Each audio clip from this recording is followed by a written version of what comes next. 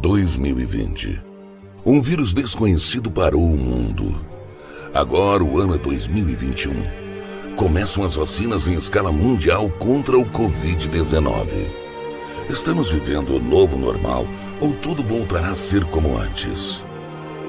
Como reconstruir através da tecnologia e inovação tudo que o Covid-19 destruiu? Vem aí a segunda edição do CONAHAC 2021. Palestras, workshops, muito networking, hackathons com prêmios em dinheiro e mais. Teremos o maior hackathon das galáxias, o Hackathon da NASA. Você está convidado para participar dessa experiência conosco. Vamos ter muitas surpresas e prêmios incríveis. Segunda edição do CONAHAC 2021. Evento 100% gratuito e online. Saiba mais em conahac.com.br.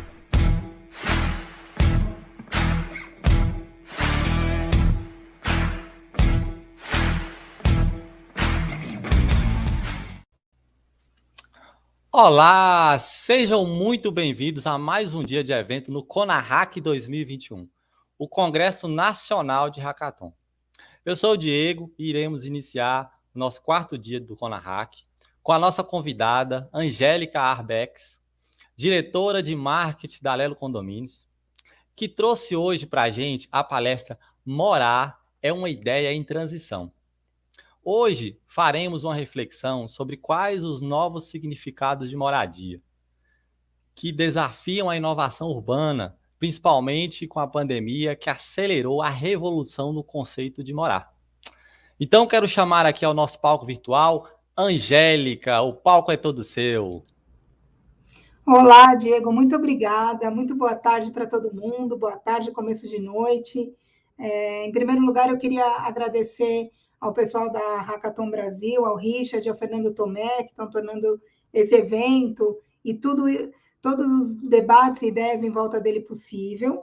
E gostaria também de agradecer ao Alelo Lab, o Laboratório de Inovação da Alelo, que me convidou para vir aqui trocar essa ideia com vocês, debater a cidade do futuro, o futuro da cidade, e assim promover um encontro que eu espero que seja muito legal e muito proveitoso para todos nós. Acho que a gente podia começar conversando um pouco sobre esse tempo, né? O tempo pré-pandemia e logo depois tudo que foi acontecendo. Eu preparei aqui uma apresentação, eu vou compartilhar com vocês, e aí fiquem à vontade para colocar as ideias no chat, a gente vai debatendo, vai construindo juntos essa quase uma hora que a gente vai ter de interação. Diego, eu não sei se já está todo mundo vendo a apresentação, como é que está? Acho que ainda não, né? Vocês só me confirmam quando a apresentação estiver na tela de vocês. Já estamos apresentando?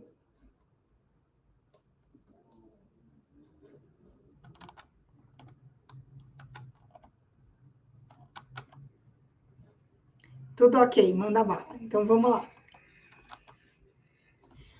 Bom, como eu falei para vocês, a gente vai propor aqui uma reflexão sobre quais foram as principais mudanças no conceito de moradia nesses tempos pré-pandêmicos e logo depois, com tudo que aconteceu a partir de março de 2020. E aí, então, para contar essa história, eu acho que é importante a gente contextualizar de quais são os caminhos. Eu gostaria de contar para vocês o caso de quais caminhos que a Alelo percorreu para formar a sua ideia de relevância nesse contexto urbano e no contexto da vida das pessoas nas grandes cidades. A gente começou um trabalho há alguns anos, em 2017, 2018, de mapear as grandes tendências com o apoio do escritório de design que nos apoia em estratégia, a Playground, na época, Oz Design, que se desdobrou e hoje o braço dela se chama Playground Design, e eles nos ajudaram, então, naquela época, a fazer um mapeamento das tendências que viriam a consolidar as novas formas de trabalhar, conviver e morar nas grandes cidades. Então, a gente organizou um pensamento onde foram convidadas pessoas, mais ou menos como estamos fazendo aqui hoje, pessoas de áreas diferentes, de mercados diferentes, com habilidades diferentes, para discutir a cidade do futuro e o futuro da cidade, sem nem mesmo imaginar que a gente passaria por um evento completamente inédito como esse que aconteceu agora em 2020 com a Covid. Mas então lá a gente já conseguiu entender algumas tendências e mapear alguns aprendizados que eu quero compartilhar hoje com vocês para formar um pouco da ideia do que a gente pode construir como inovação urbana. Eu não sei se todos sabem, mas a Lelo é a maior administradora de condomínios do Brasil, é a 5ª maior empresa do mundo, e a gente cuida hoje da vida em comum de mais ou menos 1 milhão de pessoas, especialmente no estado de São Paulo. E aí, para poder fazer uma reflexão do nosso papel na vida dessas pessoas, na vida da inovação urbana, e como a gente poderia ser agente de transformação de uma cidade mais humana, mais diversa, mais feliz, a gente foi entender quais eram as coisas que estavam fazendo o espírito do nosso tempo acontecer. E lá, agora já tão para trás, 2017 e 2018, a gente mapeou nesses 3 eixos que eu contei para vocês, o conviver, o morar e o trabalhar, algumas coisas que estavam acontecendo no mundo. E elas todas voltam para um raciocínio muito curioso, muito interessante, de uma cidade que começa a ser cada vez mais voltada para as pessoas. Então, temos alguns exemplos no Brasil, aqui em São Paulo, o Distrito Moca, que revitalizou uma área de galpões na Baixa Moca para transformar aquilo em galerias de arte, restaurantes, bares, lugares para as pessoas conviverem. Isso aconteceu também na Augusta, no Baixo Augusta, em Pinheiros, com movimentos muito fortes de pessoas ocupando os espaços e se relacionando de um jeito novo com a cidade, né? E aí, outros movimentos muito interessantes aconteceram pelo mundo. Por exemplo, Barcelona inaugurou as superquadras, onde os carros ficam só no entorno e aquele espaço é um espaço para as pessoas caminharem e conviverem. Medellín ganhou diversos prêmios de inovação, mudando completamente a mobilidade da cidade, fazendo a cidade ter as pessoas que moram nos bairros mais pobres ter um acesso mais rápido, mais justo para as áreas mais centrais. E tem outras coisas acontecendo quando a gente olha para o mundo, por exemplo, a Finlândia fazendo um movimento de deixar cada vez mais as suas cidades inteligentes, para que as pessoas tenham mais tempo de ócio, de lazer com a sua família. Subúrbios sendo totalmente reconstruídos nos Estados Unidos, fazendas espaços que acabam sendo cedidos para fazendas, para plantação de alimento e compartilhamento disso. Muita inovação quando a gente olha coisas causadas pela gentrificação, por exemplo. Chicago é uma área urbana absolutamente cara, impossível de acesso para quem está começando a vida lá no primeiro imóvel, né, começando a trabalhar, entrando no mercado de trabalho. Então, como é que a gente leva para o subúrbio, para um lugar que é mais fácil e mais barato de morar, uma vida pulsante, vibrante, com atividades culturais, teatro, cinema, enfim, como se transforma tudo isso? Em São Paulo, a gente tem alguns exemplos, vamos falar hoje de alguns deles, o Parque Minhocão, a Paulista fechada aos domingos para as pessoas, enfim. Então, esse movimento que acaba levando uma ocupação da cidade pelas pessoas, fazendo com que a cidade seja um ambiente delimitador do grau de felicidade das pessoas com a convivência e com a vida, era já uma tendência que a gente estava enxergando muito forte nesse momento pré-pandêmico, né?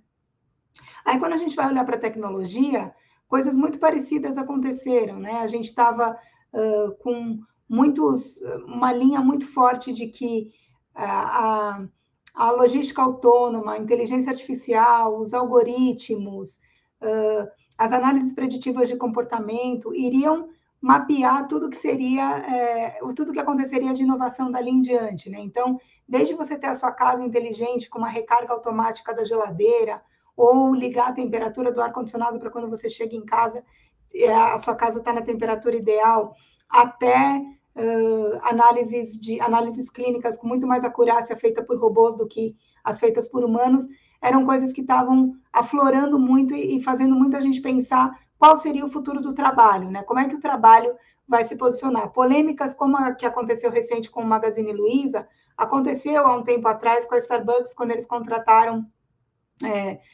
milhares de refugiados para trabalhar nas suas lojas e ajudá-los a começar a vida de novo. Então, prós e contras de políticas afirmativas como essa acabam mapeando qual seria o futuro do trabalho, né? Um trabalho cada vez mais digital, onde você vê empregos sendo reinventados, profissões sendo finalizadas e as coisas acontecendo num ritmo um pouco diferente do que o ritmo que a gente tinha até então. E aí, por fim, a relação com a casa, né? O que afinal é morar nos tempos pré-pandêmicos? A gente já via muitas tendências, algumas se confirmaram e se aceleraram pós-pandemia, outras a gente viu um certo movimento de acomodação, né? Apartamentos muito pequenos em Tóquio, Nova York, São Paulo, onde você tem o básico do básico para viver e uma área social com serviços, uma profusão de serviços que acaba tornando possível morar em regiões muito valorizadas, com metro quadrado muito alto. E na contrapartida dos apartamentos pequenos, cidades que começam a ter guardas-volumes aumentando, porque as pessoas não têm mais como mudar de 80 para 25 metros e manter as suas coisas. O significado da casa, né? A gente vai falar muito hoje sobre isso, mas a gente já tinha lá mapeado que para uma geração inteira de pessoas, a casa pode ser uma mochila nas costas, com uma liberdade infinita de morar, né? Os nômades digitais.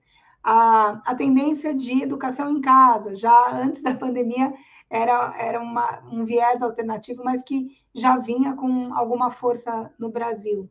A questão de aproximar a sua casa de tudo que é bom, saudável, então, comida orgânica produzida perto de casa, comunidades que se formam em torno de um ambiente que pode ter essa frente toda de uma vida saudável, uma vida um pouco longe de carro, de muitos horários. Como é que você constrói esse jeito de desacelerar a vida e ainda assim ter uma cadeia produtiva, poder trabalhar, enfim.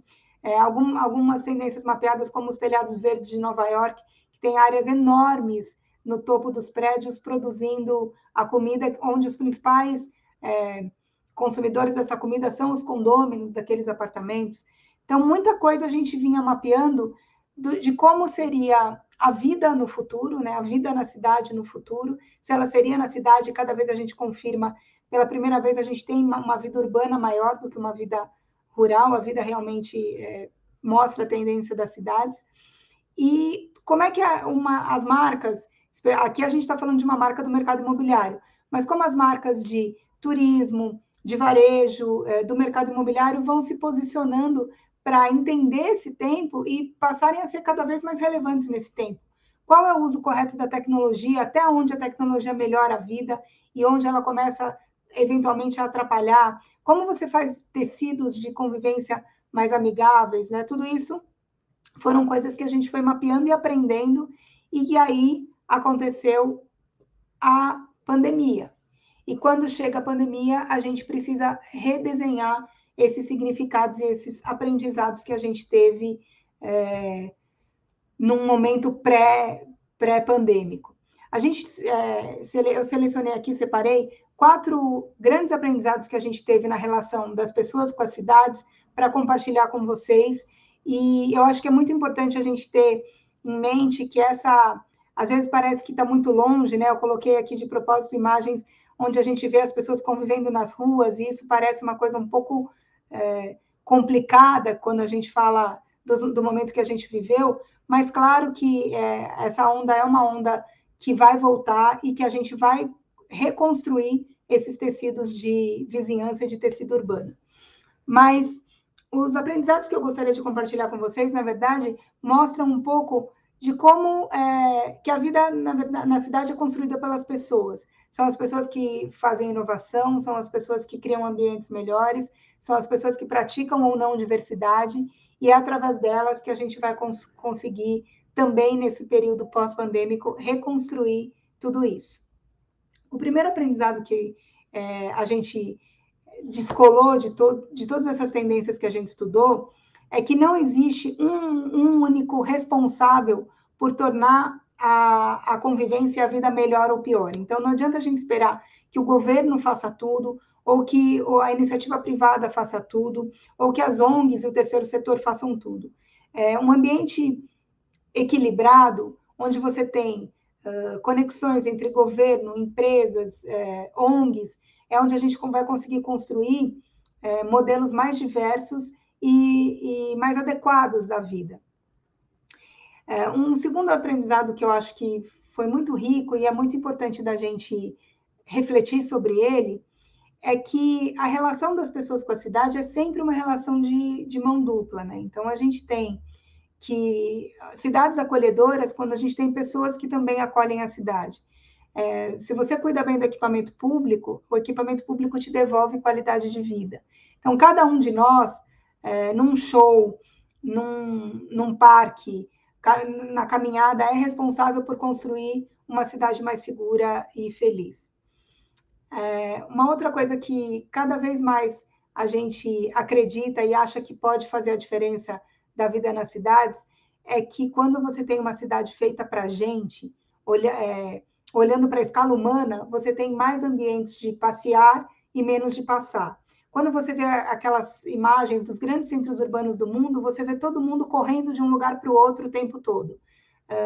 Nova York, São Paulo, Rio, Santiago, Madrid, Barcelona, as pessoas andam de um lado para o outro, saindo do trabalho, fazendo seu deslocamento, indo para a escola, enfim. E quando é que a gente começa a fazer esse movimento de entender que a cidade também é uma cidade que pode te trazer lazer, que pode te trazer convivência, que pode te trazer novas relações de uma forma gratuita, ao ar livre, e que pode fazer isso nos bairros mais valorizados e nos bairros mais periféricos também, desde que se construa um ambiente para isso, né? Então, as cidades de passear, geralmente, são cidades que têm pessoas mais felizes. E um quarto aprendizado que eu acho que esse é inegociável é a questão da diversidade, né? Quanto mais diversa a cidade for, mais aprendizados e mais feliz e mais abrangente ela será. Uma cidade não é só formada pela comunidade carente de Paraisópolis, nem pelos visitantes do Shopping JK, nem só pela areia de Ipanema, nem só pelo Vidigal. Uma cidade é formada a mistura das pessoas e das culturas e das histórias de uma maneira equilibrada, com um cinturão de segurança construído fundamentalmente pelas pessoas, que pode proporcionar momentos mais felizes e que pode tornar a cidade uma cidade que não é só boa para mim, porque a cidade, se ela não for boa para mim, para você, ela não vai ser uma cidade boa. Então, essas coisas que relacionam as pessoas com o meio onde elas vivem vai fazer toda a diferença para a construção das cidades do futuro. E aí, antes da gente falar do que aconteceu em março de 2020, eu queria compartilhar com vocês um pequeno vídeo que mostra um pouco de como a gente pegou todos esses aprendizados e foi prototipar uma solução de relacionamento com vizinhança. Então, a gente fez uma coisa lá no Lelo Lab, muito parecida com o Hackathon. Nós reunimos pessoas com diferentes habilidades que ficaram trabalhando durante uma semana no salão de festas de um prédio, que era o ambiente que a gente gostaria de testar e prototipar, para descobrir como é que a gente poderia formar. A gente não sabia bem o que seria, se seria um produto digital, um evento, como a gente ia organizar um momento onde vizinhos se encontrassem e encontrassem afinidades entre si, num espaço menor que um bairro e maior que um prédio. Para a gente não interessava que só aquele prédio se relacionasse, e a escala de um bairro é uma escala muito grande para a gente poder promover um encontro, uma formação de comunidade. Então, a gente organizou uma super quadra e, a partir dessa super quadra, a gente queria criar um produto que levasse à ativação, que levasse as pessoas a se encontrarem. E eu gostaria de compartilhar essa história com vocês, através de um vídeo que foi o documento o resultado dessa semana, desse sprint, que aconteceu, a gente prototipou a semana inteira, e o resultado aconteceu num sábado, na Vila Ipojuca, aqui em São Paulo. Esse vídeo e esse resultado mostra muitas coisas sobre como a Lelo acredita que deve ser o papel dela como transformadora da vida em comum, levando essa vida em comum para um lugar muito melhor, e de como as pessoas engajadas podem construir soluções absolutamente inovadoras, com pouco recurso, pouco tempo, mas muita vontade de acertar. Eu vou pedir, Diego, se você puder, me ajudar a reproduzir aqui esse vídeo, que é o vídeo da Vila Ipojuca.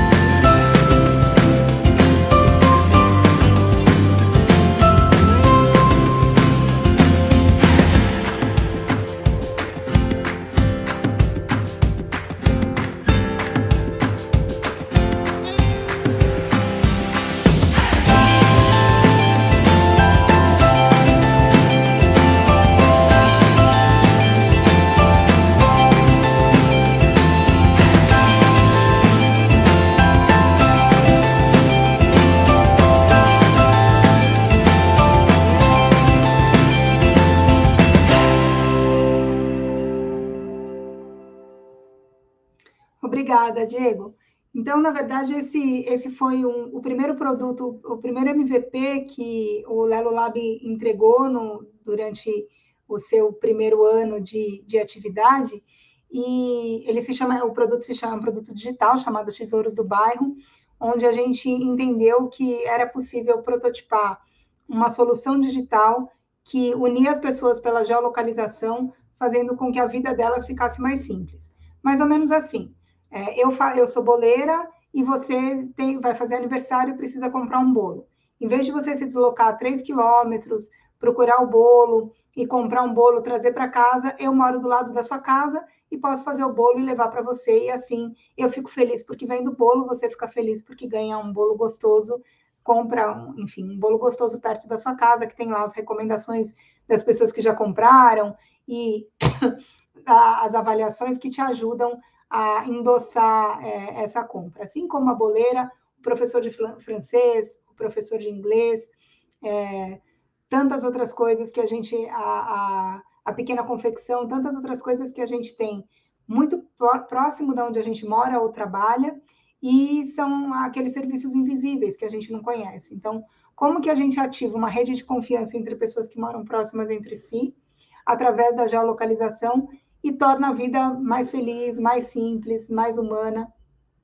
E para entender como os tesouros do bairro iriam acontecer, a gente organizou essa manhã de sábado lá na Vila Ipojuca, numa praça que estava super descuidada, então os moradores nos ajudaram a iluminar a praça, a cuidar, a fazer com que ela ficasse um ambiente que pudesse receber as pessoas, e a gente teve mais de 300 pessoas visitando a praça da Vila Ipojuca no sábado de manhã, para conhecer os tesouros do bairro, conhecer o vizinho, às vezes uma pessoa que mora há 10, 15 anos no mesmo lugar que você, e você nunca cumprimentou, você encontra no sábado de manhã, descobre afinidades e acaba tornando o lugar onde você mora um definidor da sua qualidade de vida.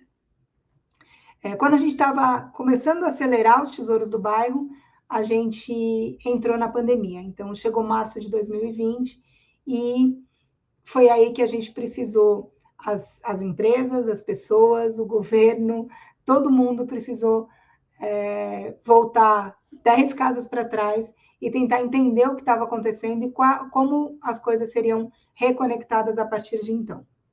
E aí, a gente começou a entender qual seria a construção desse novo ecossistema de convivência na cidade, a partir de um momento onde o único lugar seguro que a gente tinha para ficar era dentro de casa. Então, quem pôde ficar dentro de casa ficou protegido e, enfim, em quarentena, muitas pessoas, muitos trabalhadores não puderam, todos os serviços essenciais continuaram, entre eles porteiros, zeladores, faxineiros de condomínio. Só na Lelo, um exército de mais de 15 mil pessoas que foram para a pandemia, que foram para as ruas, pegaram transporte público, continuaram trabalhando, levando a vida da maneira como era possível.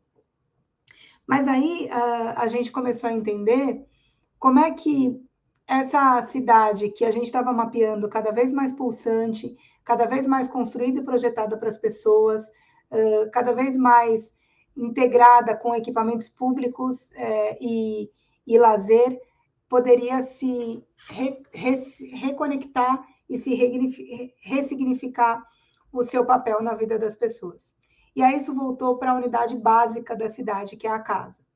Então, dentro da casa, a casa virou escola, a casa virou academia, a casa virou espaço de lazer, a casa virou escritório. Eu, por exemplo, provavelmente estaria, se a gente estivesse em outra condição, num auditório com vocês, num salão debatendo, a gente estaria se olhando, eu estaria podendo ver a reação de vocês assistindo essa palestra, e ela seria muito mais interativa, talvez um bate-papo, mas agora eu estou aqui dentro da minha casa fazendo isso, como quase todas as pessoas, como muitos de vocês também estão. Então, a casa adquiriu múltiplos significados e o principal atributo da casa se tornou a segurança.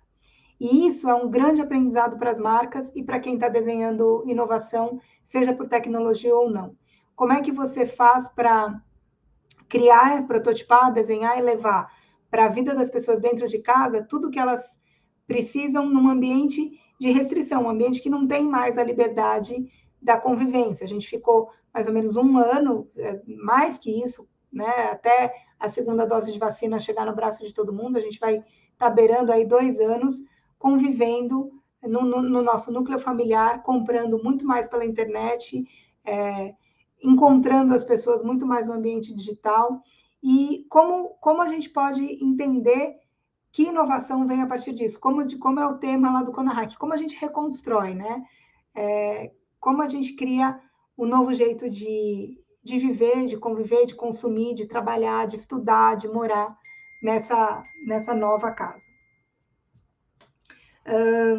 Aí, coisas aconteceram a partir daí. A gente tem formação orgânica de comunidades. Então, ao mesmo tempo que a gente começou a ficar super fechado dentro de casa, a gente começou a entender que aquela tendência lá, mapeada pela Lelo, construída pelo Lelo Lab, de tesouros do bairro, fazia total sentido. Porque o nosso único ponto de apoio quando a gente está dentro de casa é quem? Além do nosso núcleo familiar, claro, é o vizinho. E foi nas vizinhanças que aconteceram as primeiras grandes redes de solidariedade da pandemia.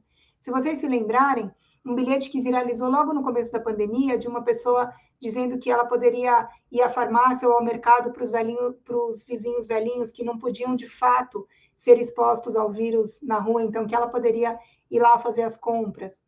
Outros exemplos que eu posso citar aqui para vocês. Música nas Janelas, que foi um projeto da Lelo, mas que outras iniciativas aconteceram também, de levar shows para a área comum do prédio, e os espectadores estavam todos nas varandas dos apartamentos ou nas janelas, num momento de descontração, de desopilar um pouco daquela vida tensa que a gente estava vivendo. Isso começou a fazer muito sentido. Mais exemplos que a gente tem de vizinhança, de pessoas que realmente precisavam sair para trabalhar e não podiam mais contar com os seus ajudantes de casa, com os seus secretários, porque a gente viveu um confinamento, mas contavam com os vizinhos para olhar os seus filhos pequenos, que também estavam dentro de casa, que não tinha saída para eles. Então, como é que a gente construiu na marra a comunidade, né? Quem não convivia passou a conviver muito intensamente com os seus vizinhos. Os grupos de WhatsApp dos condomínios floresceram de uma maneira como nunca antes, assim. O entregador, vou contar só do caso que eu vivi no meu condomínio, entregador de pão de queijo, entregador de feira, feirante que vai lá, faz a feira para você e traz na sua casa, só orgânico, se você quer comprar só orgânico, mercados multiplicando as soluções de mercado próximo de você e, de uma maneira muito acentuada, o apoio ao comerciante local, que tem tudo a ver com a vizinhança. Então, como é que a gente vai fazer o bar da esquina não fechar, o sapateiro que está lá há 15 anos no seu bairro não falir, a ajuda que foi organizada para os restaurantes, para os bares, que você ia comprando vales para poder usar quando o restaurante reabrisse, para fazer girar um pouco de fluxo de caixa. Então, esse movimento, que foi um movimento muito pautado pela sua geolocalização e pela sua vizinhança, acelerou uma tendência que eu acredito que é irrevogável, de formação orgânica de comunidades. É por aí que a cidade do futuro vai acontecer. A gente não mora, as pessoas que moram nas grandes cidades do mundo, elas nunca moram em São Paulo. São Paulo é uma coisa indecifrável e não faz, não tem sentido, nem personalidade. A gente mora no nosso canto, no nosso pedaço de São Paulo. E isso define muito de quem a gente é. Então, por exemplo, a Moca é um bairro de alta personalidade. Todo mundo sabe que quem é da Moca é da Moca. Pinheiros, a mesma coisa. E assim em todas as outras grandes cidades do mundo, né? A gente acaba encontrando e criando identidade com o lugar onde a gente vive. E isso na pandemia foi muito acelerado. Junto com esse movimento de vizinhos, como eu falei, veio a questão do comércio local. A gente passou a valorizar muito mais aqueles pontos, porque às vezes a gente chegava em casa de carro, estacionava na garagem, pegava o elevador, subia, entrava nesse ritmo que era o ritmo normal da nossa vida. E a gente começou a entender que o que a gente podia fazer um pouquinho era passear a pé, colocar máscara, colocar o álcool e passear a pé. Tomar um pouco de sol, levar a criança para tomar um pouco de sol na rua, em horários onde não houvesse aglomeração, etc. E aí, como é que você muda, como muda tudo o jeito como você encara o lugar onde você vive, né? O comércio local, a cidade de 15 minutos, esse conceito de cidade de 15 minutos, todo mundo que trabalha com inovação urbana conhece, tem iniciativas acontecendo na Austrália, tem agora uma muito forte na França, em Paris, construindo polos que você resolve toda a sua vida de educação, serviços, lazer, restaurantes, escritórios compartilhados, coworking, a 15 minutos a pé ou de bicicleta da sua casa. Então, como você acaba intensificando essa veia de eu preciso muito menos de carro, eu preciso muito menos perder 2, 3 horas da minha vida no trânsito, saindo de um bairro e chegando na Faria Lima para trabalhar, por exemplo, eu posso ter uma vida nas grandes cidades a pé ou de bicicleta, e não por isso deixar de ter teatro, cinema, serviços, restaurantes, tudo isso muito perto de mim. Então, o comércio local, seja ele maior ou especialmente o pequeno comerciante, ele passou a ter um papel, uma relevância que não vai morrer no pós-pandemia. Passou a fazer parte de um momento da vida das pessoas que deve tornar isso uma coisa bastante perene. E um quarto ponto do novo ecossistema de convivência que a gente vai construir juntos, né, na pós-pandemia, é, de fato, o papel das empresas criando caminhos coletivos e sustentáveis. Não existe nenhum jeito da gente construir uma vida na pós-pandemia que não passe pela lógica da colaboração. É só através da colaboração que a gente vai... as marcas serão mais relevantes e mais consideradas, os governos serão também bem avaliados, porque a gente teve uma grande lição de que se o coletivo não vai bem, é impossível ter individuais bons, né? Não existe uma sobreposição do individual sobre o coletivo. Esse é um conceito que vai permear muito de tudo que a gente vai construir, tanto de inovação como de solução para essa vida pós-bagunçada dos últimos anos. E aí, a gente descobre novos conceitos, alguns mapeados antes, mas que vão guiar essa construção da vida pós-pandêmica. As pessoas são, de fato, os agentes transformadores da cidade. Somos nós que podemos fazer toda a diferença para cidades menos violentas, mais inclusivas, mais diversas. Pessoas com consciência do seu papel podem construir ambientes muito mais favoráveis, com uma relação de acolhimento e inclusão. Hoje, o que a gente precisa construir trocando com os nossos pais, ensinando os nossos filhos, falando com os nossos amigos, é o verdadeiro papel do cidadão. Como é que a gente pode tolerar cada vez menos violência no trânsito, violência em casa, qualquer tipo de comportamento racista, xenofóbico, misógino. Como a gente pode entender que o bem-estar coletivo é definidor do bem-estar individual? E isso só assim, é encontrado num ambiente diverso e plural, não tem um outro jeito. Então, marcas, governo e pessoas constroem juntas um bem viver melhor. E isso pode parecer uma demagogia a princípio, mas esse é um fio condutor da vida da abundância, da vida da felicidade, do bem viver. E isso tem tudo a ver com qualquer coisa que a gente possa construir na inovação.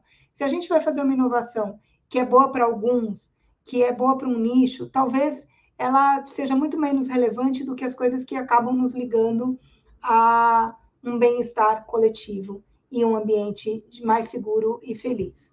E isso nos leva, de novo, ao começo da nossa conversa aqui, de uma cidade projetada na escala humana. Uma escritora, uma estudiosa, uma jornalista canadense-americana, a Jane Jacobs, que escreveu o grande livro sobre as cidades, Morte e Vida nas Grandes Cidades, ela já dizia que as cidades deveriam ser construídas para escala humana e não para os carros, né?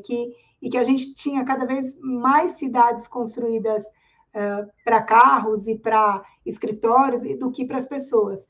E aí começou a haver um movimento completamente voltando a cidade para a escala humana e fazendo com que tudo isso que a gente viu lá naquele mapeamento pré-pandemia acontecesse. Aqui a gente vê a Avenida Paulista fechada para carros, o High Line em Nova York, um dos maiores parques suspensos, não sei se o maior, mas um dos maiores parques suspensos do mundo, assim como em Londres, que revitalizou toda uma área fabril e transformou num parque. Todo esse movimento e esse esforço que a gente fizer para levar a cidade para a escala humana vai responder a anseios da cidade do futuro. E aí, quando a gente faz esse exercício de olhar mais para as pessoas e para as tendências na vida das pessoas, eu fui pesquisar para trazer e para compartilhar com vocês como é que isso aparece quando a gente fala de tendências de marca, né, no mundo corporativo. Será que faz sentido isso que a gente está falando? Será que as empresas que acreditarem nisso, ou as startups que acreditarem nisso, ou as pessoas que estão construindo inovação, entenderem e forem para esse viés mais humano, isso vai fazer sentido? Então, eu trouxe um mapeamento super recente aqui da Edelman, que é um dos grandes mapeadores de tendência mundial, e que ele mostra exatamente isso que a gente foi conversando até aqui, que no tempo pós-pandêmico, o coletivo dá lugar ao individual. Então, aqui é um gráfico que, se vocês puderem ver, mostra quais são os atributos mais relevantes para uma marca, para que a marca seja considerada pelas pessoas. E aí a gente tem 3 atributos aqui em cinza, muito relacionados ao individual, né? A eu. Então, a marca precisa combinar com o meu humor, representar o meu estilo de vida, fazer parte da minha vida desde a infância. E em cima, em azul, a gente tem benefícios coletivos. Uma marca deve refletir os valores da sociedade, deve atender uma nova necessidade da sociedade e deve mudar para melhor as interações sociais. Se vocês notarem, todos os atributos mais considerados são os sociais são os coletivos em lugar dos individuais. Então, além da gente achar que isso, de fato, vai tornar a vida das pessoas melhor, vai tornar também marcas que entenderem isso mais rentáveis. É isso que as pessoas procuram quando elas vão escolher onde elas vão depositar o seu dinheiro, onde elas vão consumir. Porque cada vez, se tem o grande aprendizado da pandemia para mim, que eu compartilho sei que colegas meus compartilham comigo, é o coletivo no lugar do individual. É isso que está desenhando o novo jeito de se relacionar com pessoas e empresas. E aí, eu trouxe para completar esse raciocínio, ainda sobre o mapeamento da Eden, uma matriz de como a relevância da marca era representada antes da pandemia e como ela é representada agora. Então, antes, pessoal, a marca estava muito relacionada à cultura. Vocês lembram que muito se falava sobre a cultura de uma empresa, a cultura de uma marca, é lá que estava todo o DNA e tudo que se podia esperar e encontrar de representatividade da marca. Agora, existe uma intersecção para que a marca seja relevante entre a cultura, ou seja, os seus valores individuais, o que ela entrega, o que ela promete, o propósito que como ela a que ela se presta, a que ela se serve e o que ela vai fazer, e os valores da sociedade. Então, nessa intersecção entre a marca e o entorno dela é que estão sendo construídas os novos assets de relevância de marca. E isso mostra que é um caminho realmente mais complexo, sem dúvida, porque ele depende de fatores extra o board de qualquer empresa, mas um caminho muito mais perene, mais sustentável, que vai levar, que a gente espera, não numa visão ingênua, mas numa visão otimista, que vai levar o mundo para um lugar melhor. E para desenhar esses caminhos sustentáveis, tem algumas algumas pistas que a gente vem perseguindo e que a gente acha que vão fazer sentido. O primeiro é que, mais do que amor, consideração, personalização, qualquer um desses atributos pré-pandêmicos, hoje o principal atributo para uma marca é a confiança. Depois da pandemia, a coisa que mais ficou abalada na nossa mente, até no nosso subconsciente, foi a confiança no amanhã, a confiança em rever os nossos entes queridos, a confiança em retomar a vida, a confiança em viajar, em poder trabalhar, a confiança em viver, né?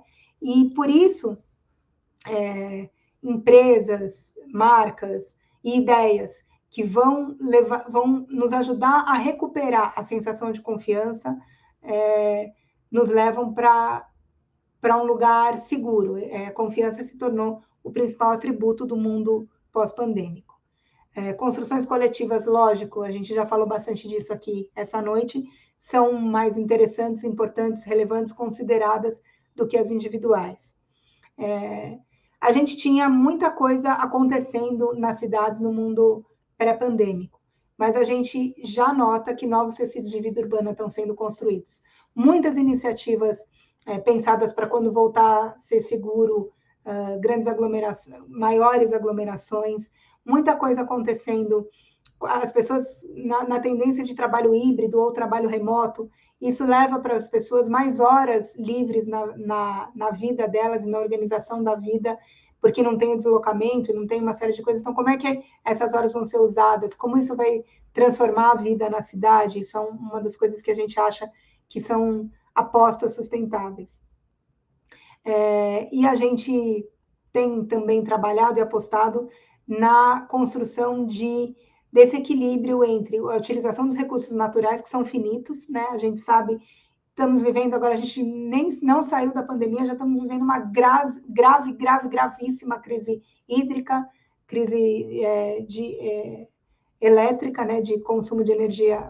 A gente está consumindo no talo a energia disponível, Então, precisa iniciativas que olham para isso, trazendo equilíbrio do recurso natural, do trabalho, do lazer, levando isso para um outro patamar, para um novo patamar mais equilibrado, é um caminho sustentável que a gente acredita. E fechando, já que aqui a gente está falando com pessoas que constroem inovação e eu morro de prazer de poder estar aqui falando com vocês, é que a gente acredita que a inovação tem que sempre estar a serviço de tornar a vida melhor e mais feliz. Se ela está fazendo isso, ela está no caminho certo. E lembrando, né, pessoal, a vida coletiva melhor e mais feliz.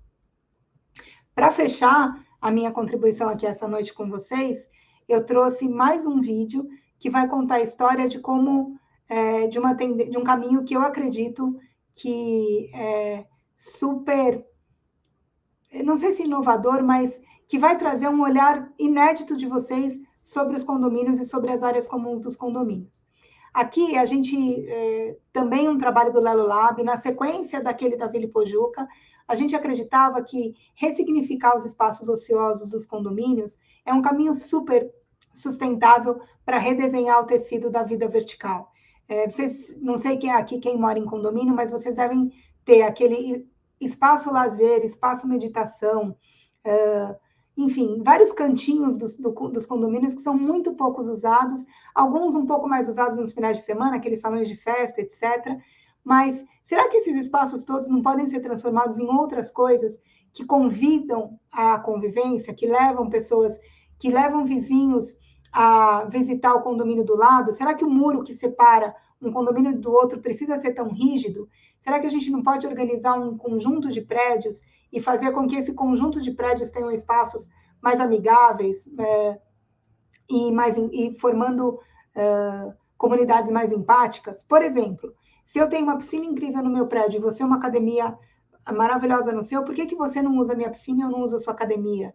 Isso é possível? Como que fica a questão da segurança? Será que a gente consegue, de fato, dissolver esses muros e promover uma convivência melhor, mais humana, mais feliz naquele pedaço, não no bairro inteiro, nem na cidade inteira, mas juntando 4, 5 condomínios e criando opções de compartilhamento inteligentes?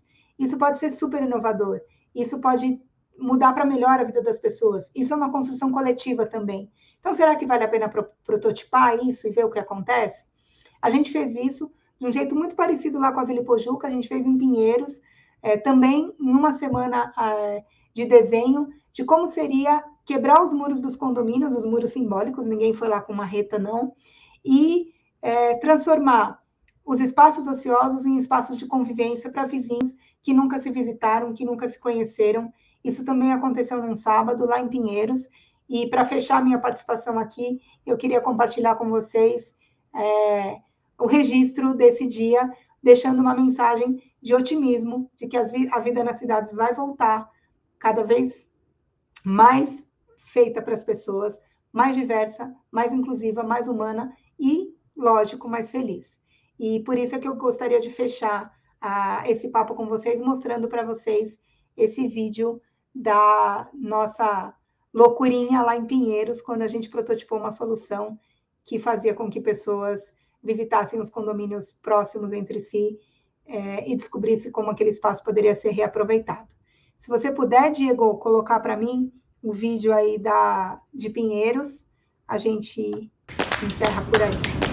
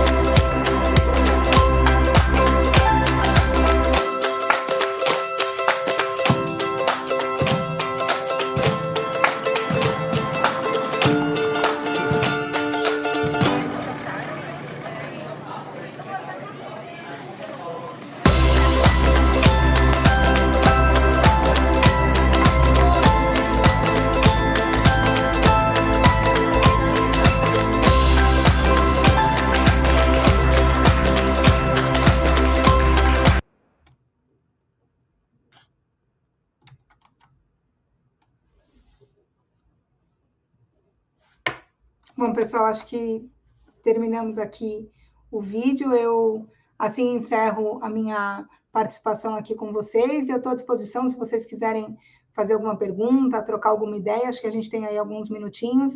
Se tiver alguma coisa que a gente possa, já que a gente não está conseguindo se ver, se tiver alguma coisa que a gente possa trocar por aqui, eu estou aqui à disposição e desde já agradeço muito a oportunidade de ter participado e poder ter contado um pouco para vocês de como a gente aqui na Lelo pensa em construir inovação. E estou por aqui. Se vocês precisarem ou quiserem ou perguntar, trocar ideias, colocar qualquer coisa, eu estou por aqui. Angélica, boa noite. Muito, muito bom mesmo esse conteúdo que você trouxe para a gente. E agradeço já de coração. Inclusive, não só você, mas todo o pessoal da Lelo que está com a gente nesse segundo ConaHack. Trouxeram um desafio bacana ali para o Hackathon que se encerrou ontem, no domingo, na verdade, a questão do desenvolvimento, mas a gente vai ter aí o vencedor no lugar do dia 9. E hoje você traz esse conteúdo bacana para a gente também. Pra caramba, até lembrei de uma frase, né, que a gente falava há um tempo atrás, né, que o nosso trabalho era como se fosse nossa segunda casa e, de repente, nossa casa virou tudo mais em casa do que no próprio trabalho. Enfim, nós trouxemos o trabalho para dentro de casa. Então, gostei pra caramba da sua palestra, muito boa. Te agradecer mesmo por trazer esse conteúdo maravilhoso para a gente aqui. Legal, muito obrigada. Foi muito bom estar aqui com vocês. Eu acho que essa moçada que está construindo inovação vai, de verdade, mudar o mundo. E a gente quer, lógico, estar perto, aprender, trocar ideia. Eu soube que o fim de semana foi super intenso. Eu não estava lá nos plantões, mas soube tudo depois. E, assim, está todo mundo aqui na Lelo muito animado, muito empolgado com essa chance da interação que a gente teve. A gente que agradece a Hackathon Brasil. Obrigado mesmo, viu, André? Uma boa noite para vocês. Espero que em breve a gente tenha outros conteúdos aí para trazer para vocês no nosso meetup, porque a gente nunca para, né? O ConaHack vai se encerrar, a gente vai continuar trazendo conteúdo para a nossa comunidade, e esse tipo de conteúdo é muito importante para a gente trazer. Legal, muito obrigada. Estou aqui. Quando vocês chamarem, é só convidar que eu venho. Logo, logo você vai ser convidado, pode esperar. Legal, obrigada. Obrigado, gente. Bom, gente, para quem não me conhece, eu sou o Richard da Hackathon Brasil. E daqui a pouquinho a gente vai voltar, a gente vai entrar no intervalo agora, e a gente vai voltar com a Juliane Ferraz, que é advogada, especialista em direito empresarial e propriedade intelectual. Ela vai trazer um tema bem interessante para a gente, tá? Em momentos de crise, boas ideias surgem, mas como a gente protege? Né? Como proteger? Mas eu vou te dar uma dica. Você está vendo na tela aí, do seu lado esquerdo da tela, tem um QR Code. Você lê esse QR Code, você vai conseguir assistir essa palestra de uma forma bem diferente. Você vai entrar num ambiente 3D, igual eu estou aqui, ó, pelo celular, dá para acessar, pelo computador. Só você usar o navegador, não precisa baixar nada. E que você já está aqui dentro comigo, nesse ambiente, você pode andar, a criançada deve adorar isso aqui, viu? E aí você vai poder interagir com outras pessoas que acessarem aqui também. Essa sala está aberta até o dia 9. Porque o horário que você entrar além do QR Code, vocês vão poder dar uma olhada no ambiente 3D ali que a gente preparou para o ConaHack, tá bom? Então, daqui a pouco a gente volta com a palestra aqui.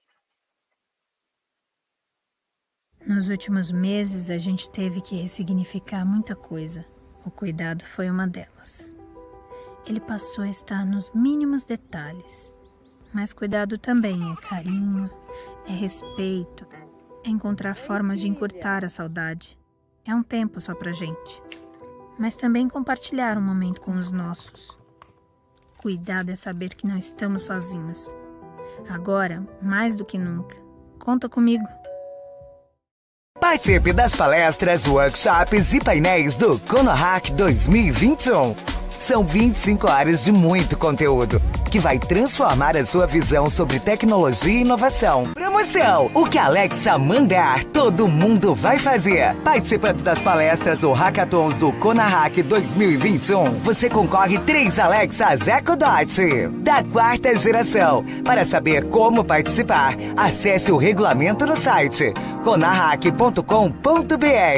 Você já ouviu falar em hackathon? Se ainda não, chegou a hora de saber mais sobre essa metodologia sensacional. Hackathon envolve tecnologia, inovação, criatividade e, além de tudo isso, é uma oportunidade indispensável para toda a carreira profissional. Há inúmeras razões para fazer parte de uma maratona hack e eu trouxe aqui 5 delas para você ser um participante. Networking. No Hackathon você tem a oportunidade de conhecer muitos profissionais de áreas diferentes, construir relacionamentos e até possíveis investidores. Conhecimento. Se você está em busca de adquirir conhecimento e conteúdo de valor, o Hackathon é ideal. Pode ser um evento multidisciplinar e é possível aprender sobre diversas áreas, principalmente inovação e tecnologia. Premiação. Participando dos Hackathons você concorre a super prêmios, desde vale compras a viagens internacionais. É unir o útil ao agradável. Trabalho em equipe. É a oportunidade que você tem para aprimorar o seu espírito de liderança. É essencial para toda empresa saber trabalhar em grupo. E participando de um Hackathon, você ganha experiência de vencer desafios e usar as habilidades de cada integrante de forma estratégica. Diversão. Além de todas essas vantagens, participar de um Hackathon também é muito divertido. Você aprende e se diverte e nem vê o tempo passar. Vale muito a pena aproveitar esse momento. Gostou? Que tal emergir nessa experiência participando dos Hackathons do Conahack 2021? Se inscreva agora mesmo no link que está na descrição do vídeo. Participe dos Hackathons do Conahack 2021. São 5 desafios das empresas Banco Digio, Lelo Lab, São Carlos e Teraskin. A premiação total é de até R$45 mil. Acesse conahack.com.br.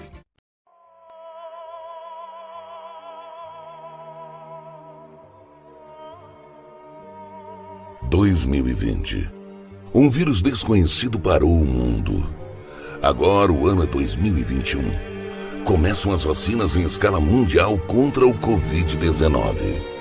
Estamos vivendo o novo normal ou tudo voltará a ser como antes?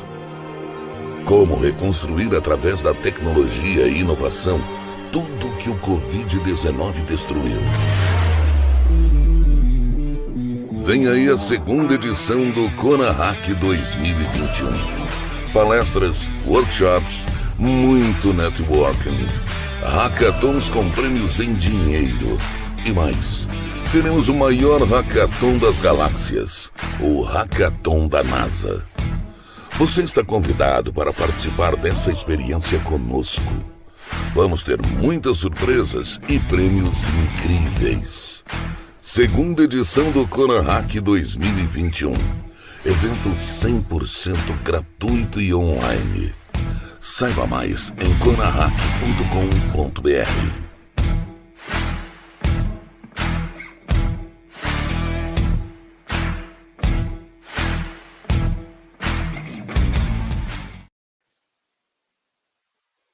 E aí, tudo bem? Tá curtindo a programação do Conahack 2021?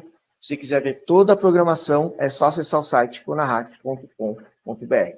Bom, eu também gostaria de lembrar vocês, toda essa grade de programação, mais de 25 horas de palestra, vão se encerrar no dia 9 de outubro agora. Mas os hackathons não acabam, tá? A gente ainda tem muitos desafios até o final do mês e comecinho de novembro. Vou passar a agenda para vocês aqui agora, ó.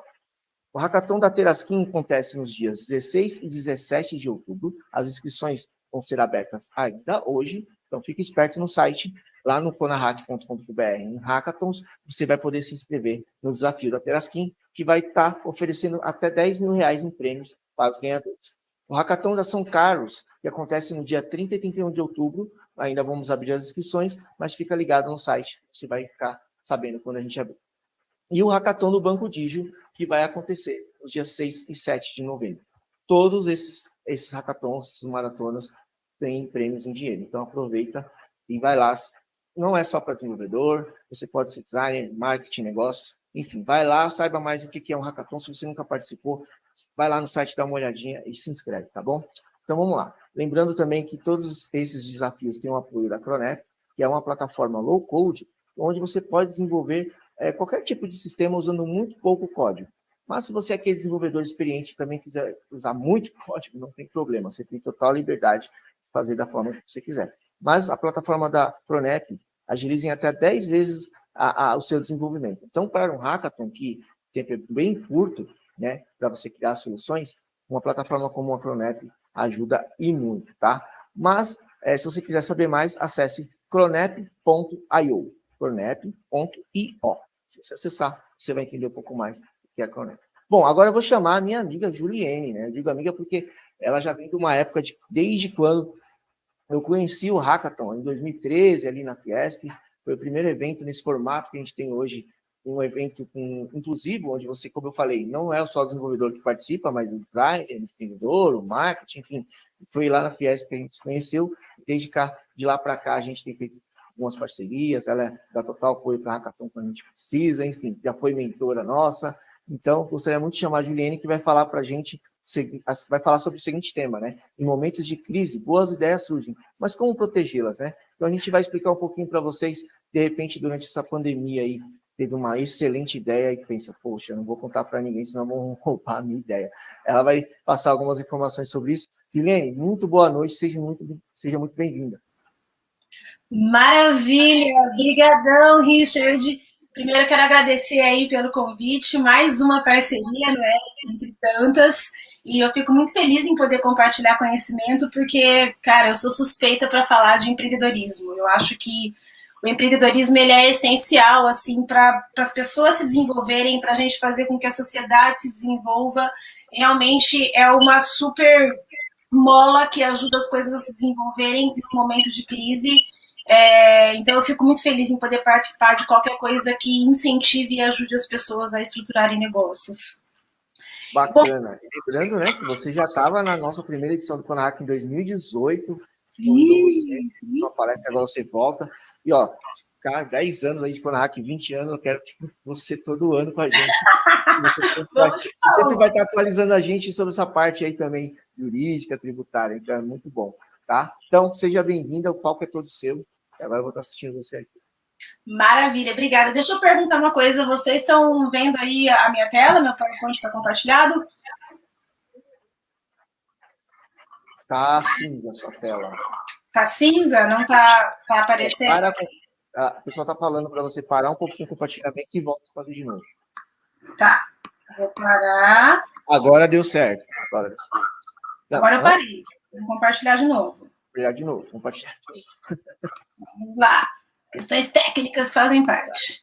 Pessoal, se vocês quiserem assistir a palestra da Juliene de uma forma bem bacana, ó. Deixa eu ver se eu tô aqui logado ainda. Tô. Só ler o QR Code do lado da tela que vocês estão vendo aí. Deixa eu fechar aqui. Pelo celular, não é tão bacana. Mas, enfim, lê o QR Code, a gente vai entrar num espaço 3D, a palestra vai estar rolando. Tá bom? Ju, tá tudo certo? Tá aparecendo agora? Agora sim. Maravilha. Seguimos o baile, né? Bom, eu acho que a grande maioria dos negócios precisou se reestruturar agora com esse negócio de Covid, não é? Muita gente que estava no offline teve que ir para o online. Algumas pessoas já estavam começando uma operação no online, mas não estavam preparadas para isso. Oi? Peraí, parece que deu problema na apresentação de novo. Só não tinha a nossa produtora aqui na frente. Oi, Ju, tudo bem? Isso, você tem que ficar aí na apresentação. Você não pode abrir aqui a plataforma de transmissão, senão a gente não consegue ver a apresentação, beleza? Entendi. Se eu deixo ela grande, não aparece. Você tem que deixar do jeito que tá aí agora, na sua tela. Você não vai conseguir se ver nesse momento, tá bom? Tá bom. Tá aparecendo agora? Sim. Então segue o baile. Beleza. Boa palestra. Obrigada. Bom, gente, como eu disse, agora com esse negócio de Covid-19, muitos negócios precisaram se reestruturar, né? A galera que estava no offline teve que ir para o online, algumas pessoas que já estavam no online, mas não estavam preparadas para receber uma demanda maior, precisaram também se estruturar para ver como lidar com isso. E está sendo um momento absolutamente próspero para criatividade, não é? Para novos desenhos de modelagem de negócio. E aí uma coisa que eu escuto a todo momento, inclusive antes da pandemia eu já ouvia muito isso. Eu tive uma ideia sensacional e eu quero saber como que eu faço para proteger essa ideia. Então vamos lá, eu acho que a primeira coisa que a gente precisa entender aqui é que ideia é um conceito absolutamente abstrato, tá? E qualquer um pode ter uma ideia, qualquer um pode pensar em um negócio a ser feito, mas a questão é como que, de fato, eu coloco a mão na massa para fazer a coisa acontecer. Aí é que está o diferencial, aí é que está a mina de ouro, né? Como que eu ponho a mão na massa para fazer acontecer?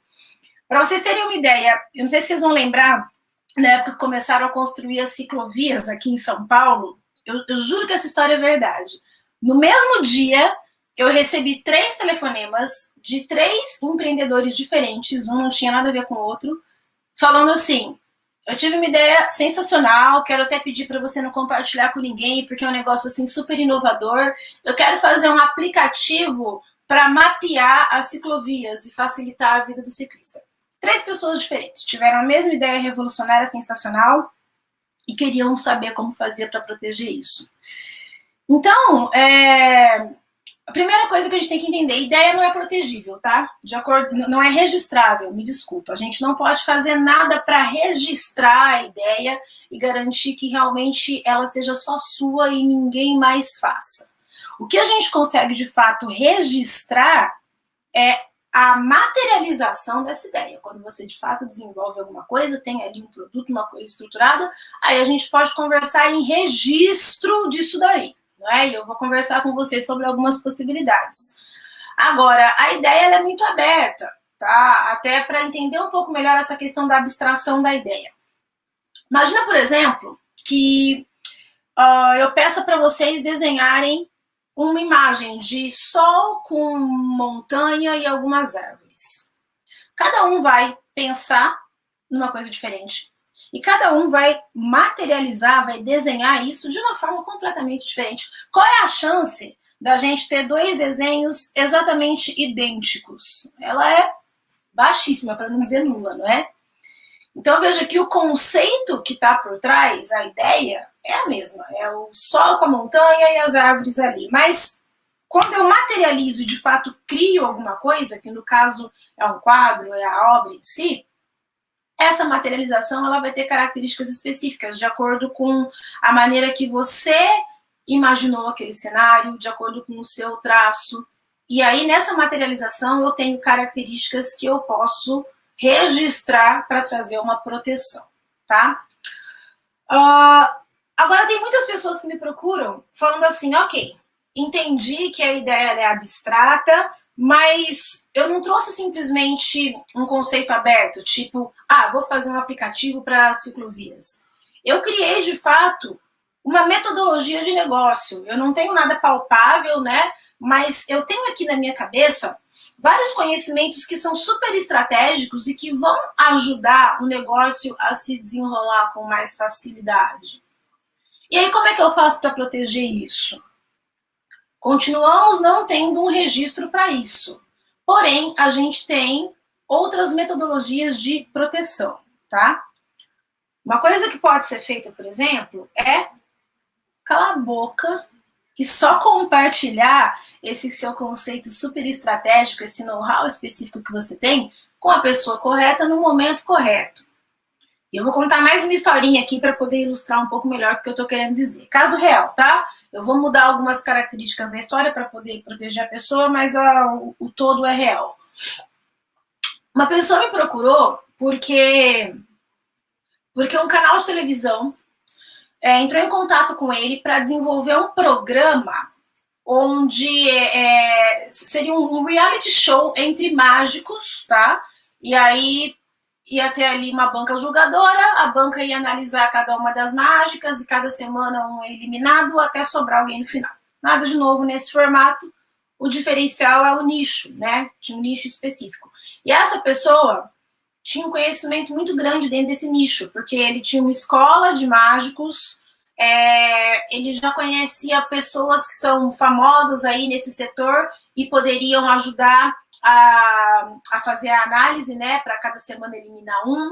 Ele também sabia critérios que podem ser considerados dentro desse nicho para você considerar um mágico que vai passar para a próxima rodada ou não.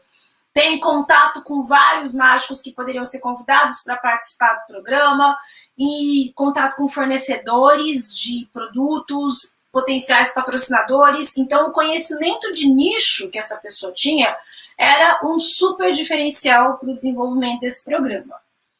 Veja bem, a ideia, vamos fazer um reality show que tem aí desafios e cada semana um é eliminado. Gente, quantos programas tem com isso, né? Mas o conhecimento de mercado estratégico, lista de fornecedor, critérios para avaliação, veja que eu tenho aqui coisas objetivas que fazem a diferença e que tornam o conhecimento dessa pessoa como algo estratégico.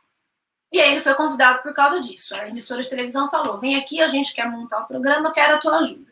E ele foi lá, conversou com a emissora, falou tudo que ele sabe, compartilhou todos os contatos dele, abriu assim, colocou tudo na mesa. E aí, depois de um tempo, a emissora falou, muito obrigado, a gente está vendo aqui nossa programação, por enquanto nós não vamos seguir com esse programa, mais para frente, se virar, a gente volta a conversar. E 6 meses depois, o programa estava rodando. Com os contatos que ele passou, com fornecedores que ele indicou, com critérios que ele colocou. E aí ele me procurou para a gente conversar e fomos ver o que ele negociou com essa emissora, como é que está o contrato, e estava tudo de uma maneira super aberta. Ele foi muito, não vou nem dizer mal assessorado, porque ele não teve assessoria, não procurou ninguém, né? Ele foi sozinho fazer essa negociação, e aí, de fato, pegaram todo o conhecimento estratégico dele e tudo isso foi feito de uma maneira que não tem como garantir. Como essas coisas elas não têm um registro específico, não dá para falar que aquilo era dele, ele compartilhou conhecimento, estava lá, paciência, passaram a perna dele. Então, quando a gente lida com alguma coisa assim, que eu não consigo fazer um registro para falar que aquilo é meu e para proibir que outras pessoas usem sem a minha autorização, o mais estratégico a ser feito para proteger é realmente silêncio. E aí é interessante você firmar um acordo de confidencialidade com a pessoa com quem você está compartilhando os conceitos. E nesse acordo você vai dizer, olha, eu estou compartilhando aqui algumas questões com você, alguns conceitos estratégicos, tá? Mas você só vai poder executar isso se eu, de fato, participar. E não dá para você fazer essa amarração de uma maneira muito aberta também. Você tem que colocar aí em jogo na negociação os conceitos estratégicos que fazem com que você seja uma peça diferenciada dentro dessa negociação. Então, a gente vai fazer uma primeira reunião para poder alinhar expectativas, combinar valor. Vamos falar sobre conceitos abertos. O que é aberto? Dentro desse exemplo que eu dei, um reality show para cada semana escolher um mágico. Agora, passar os contatos dos fornecedores, os critérios que eu vou considerar para avaliação, passar aquelas coisinhas específicas que vão fazer a diferenciação, isso eu só passo depois que eu tiver o contrato de confidencialidade assinado e também a negociação já combinada, né, de quanto que eu vou receber para te passar esse conhecimento estratégico, para transferir para você o meu know-how, tá? Então, o lance aqui é você entender qual o momento mais estratégico de liberar cada informação, tá? E isso tem que ser muito bem pensado, porque tem muitas empresas que usam esse contrato de confidencialidade de uma forma errada. Algumas startups vão procurar investimento e elas já chegam falando, eu quero receber investimento, mas meu negócio é muito estratégico e eu só sento para conversar com você, investidor, depois que você assinar aqui o contrato de confidencialidade. E aí o investidor, que tem várias startups procurando ele, fala, beleza, então eu não quero falar com você. Vou falar com outro que seja mais fácil, porque eu não vou me comprometer. E às vezes o contrato ele é mal feito, às vezes o contrato ele traz uma cláusula que é super aberta e fala assim, olha, eu vou fazer uma primeira reunião só para te falar o que é o meu modelo de negócios e você ver se tem interesse de investir ou não, mas para você escutar o que eu estou propondo, você tem que assinar um documento se comprometendo a não investir em nenhuma outra empresa que trabalhe nessa área. É inviável, às vezes o cara já investe só em empresas nessa área, então o contrato logo de cara já não ia servir porque ele já faz isso. Então, minha dica aqui para documentos desse tipo é entender de forma clara o que é confidencial, porque não é tudo que vocês vão conversar. Tem muito contrato que a galera pega aí no Google, na internet, que ele fala isso. Tudo que todos os documentos que forem trocados, tudo aquilo que a gente conversar é tudo confidencial. Não é, galera. Vamos trazer estratégia aqui pro negócio. Entenda de fato o que é confidencial para você destacar isso ali no documento. E para você também saber em que hora que você pode abrir a boca em relação àquilo que é de fato o pulo do gato, o mais estratégico. Tá certo? Outros pontos importantes nesse tipo de documento.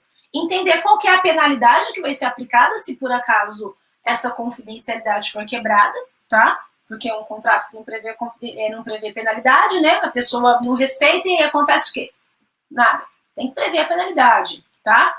E tem que ter um prazo também para essa confidencialidade. A gente tem aí uma jurisprudência. Jurisprudência, para quem não sabe, é quando algum caso vira de fato um processo, então o juiz vai analisar e vai se posicionar sobre isso. E daí a gente tem uma sequência de posicionamentos judiciais em relação a um tema, ou seja, tem um padrão que é seguido aí, tá? A gente não tem na lei um prazo máximo para confidencialidade, mas a jurisprudência entende que não dá para você deixar uma informação travada pelo resto da existência do universo. Você tem que estabelecer um limite, e um limite que é tido como razoável é de no máximo 5 dias. Então, 5 anos, 5 dias, a louca. 5 anos, tá? Então, tem aí um bom senso para entender em que momento que aquela informação que você está transferindo, ela vai realmente se tornar obsoleta, já vai, de certa forma, começar a rodar no mercado, então a informação para de ser absolutamente estratégica. Veja qual que é o prazo interessante para isso e coloque aí um limite para essa confidencialidade valer, tá? Outra coisa que costumam usar também é uma cláusula de não competição. O que é isso? Às vezes eu já estou aqui desenvolvendo um negócio com você, a coisa está rolando, você está vendo de dentro como que tudo se desenrola. Então, se você for lá e abrir a boca para o concorrente, você quebra minhas pernas, porque você está vendo a estratégia toda de dentro, não é? Então, o lance aqui é você colocar uma cláusula falando assim para a pessoa, olha, enquanto você estiver aqui trabalhando comigo, você se compromete a manter segredo sobre o que você está vendo e também a não se relacionar de nenhuma forma com concorrentes. Você não vai ser sócio de um concorrente, você não vai prestar serviço para um concorrente, você não vai trabalhar num concorrente. E se por acaso a gente deixar de trabalhar junto, depois de um tempo, você até pode, mas você vai ter que ficar na geladeira, travadinho, por um período, porque você vai sair daqui com muitas informações estratégicas. Então, não é legal você deixar de trabalhar comigo e imediatamente entrar no concorrente também. Você vai ficar na geladeira aí por, sei lá, uns 2 anos para poder manter segredo sobre tudo que você viu aqui dentro. Só que tem um ponto importante que a gente tem que considerar aqui nessa cláusula de não competição, tá? Eu não posso impedir uma pessoa de trabalhar, porque todo mundo tem que trabalhar, tem que ganhar dinheiro para sobreviver, não é? Então, eu preciso ver até que ponto essa solicitação de que a pessoa fique na geladeira durante um tempinho vai impedir essa pessoa de ter recursos financeiros para se manter. Porque se isso for acontecer, para que essa cláusula de não competição seja válida, você precisa continuar pagando o mesmo valor que essa pessoa recebia enquanto ela estava na sua operação. Então, ela sai do negócio, mas ela vai continuar sendo remunerada. Para quê? Para ficar com a boquinha fechada. Agora, se esses pontos aí da não competição não chegarem a interferir nessa questão de permitir que a pessoa se remunere de alguma maneira, então tudo bem, tá? Tem que analisar a situação, tem que analisar caso a caso. Essa cláusula de não competição, para ela realmente ser válida, tem vários detalhezinhos que tem que ser respeitados. Eu quero compartilhar aqui com vocês o conceito geral, tá? Então, o conceito geral que às vezes muitas pessoas não respeitam, nem enxergam isso, é que é inviável você proibir uma pessoa de trabalhar, sendo que a única coisa que a pessoa sabe fazer é isso. Se ela não fizer isso, ela não consegue ganhar dinheiro, e aí? Como que esse ser se mantém, tá? Então, esse é um ponto que tem que ser considerado aí quando a gente fala sobre cláusula de não competição. Bom, falamos aqui sobre como eu faço para proteger conhecimentos estratégicos, ideias, know-how, conhecimento de mercado, sem fazer exatamente um registro.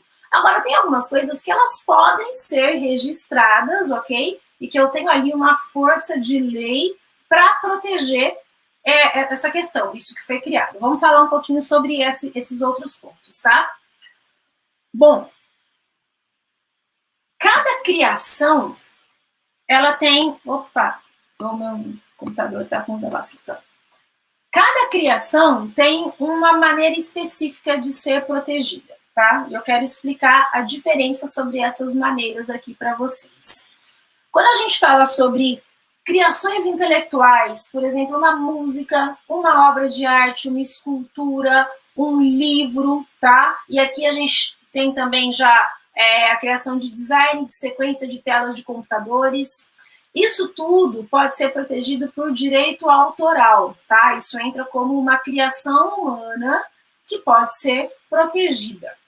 E um ponto interessante sobre o direito autoral é o seguinte: você não precisa obrigatoriamente fazer um registro para que a proteção aconteça. Eu falo que a lei de direito autoral é super poética, porque o direito ele nasce junto com a obra. Olha só o fato de você fazer aquela criação, pluf, ela já está protegida. Você não precisa de um registro para que a proteção comece a acontecer. Mas eu preciso de alguma prova para demonstrar que quem criou fui eu.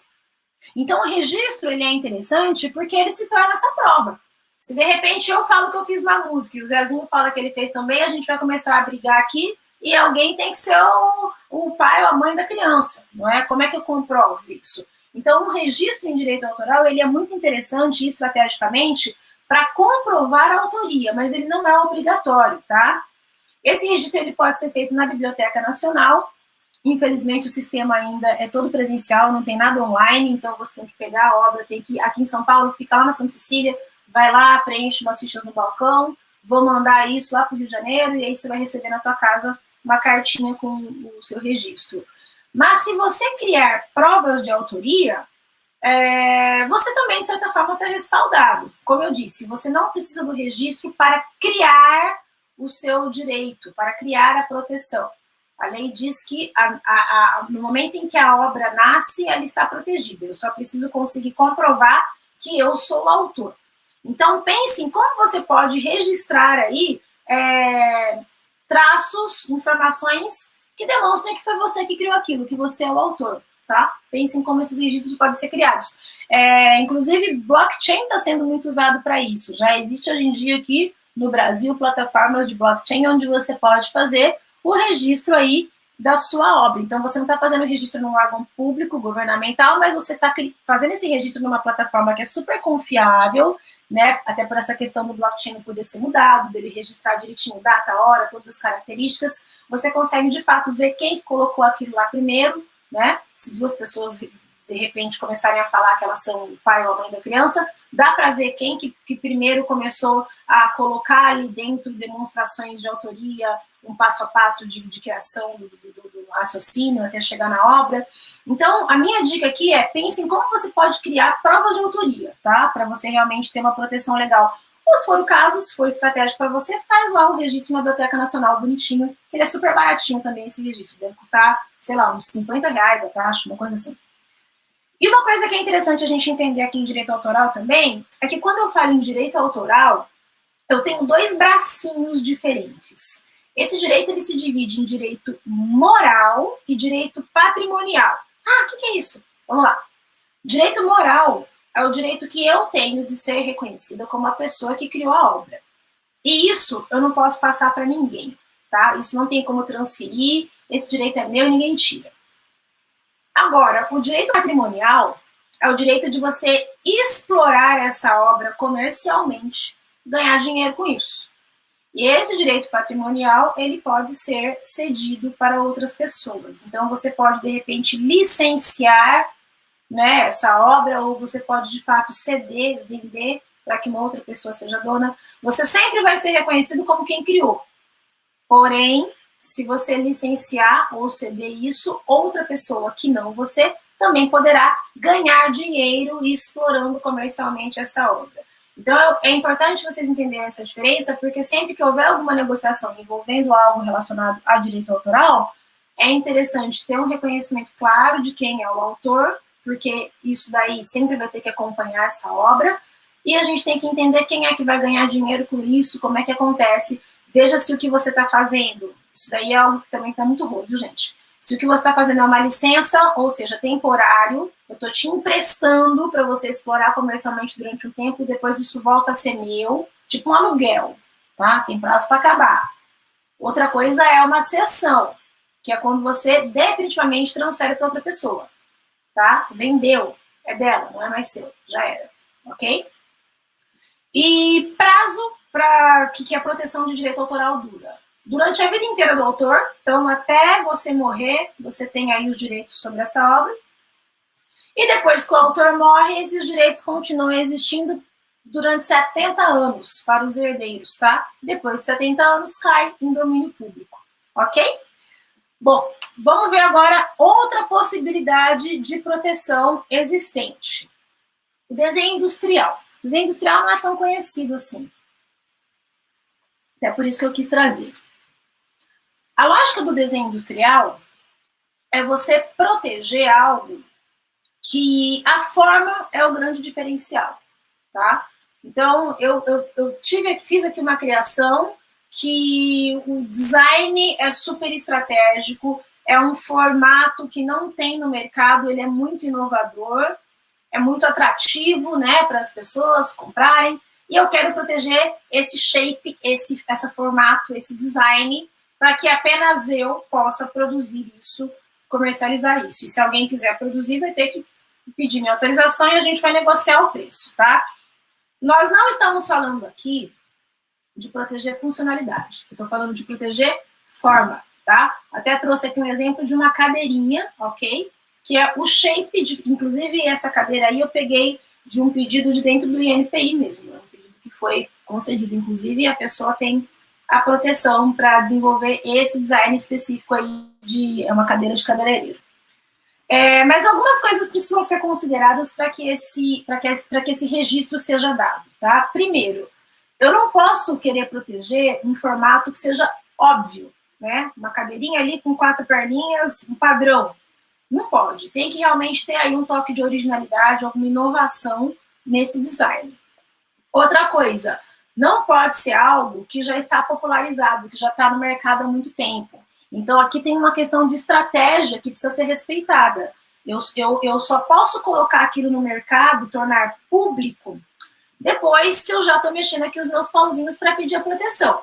Então, eu tenho um prazo para pedir proteção. Ou antes de tornar esse objeto público, ou no prazo de até 180 dias depois que aquilo já foi para o mercado. Passou esse prazo, considera-se que caiu em domínio público. Então, qualquer um que quiser reproduzir esse formato pode, para sair vendendo por aí, tá? Cuidado com isso.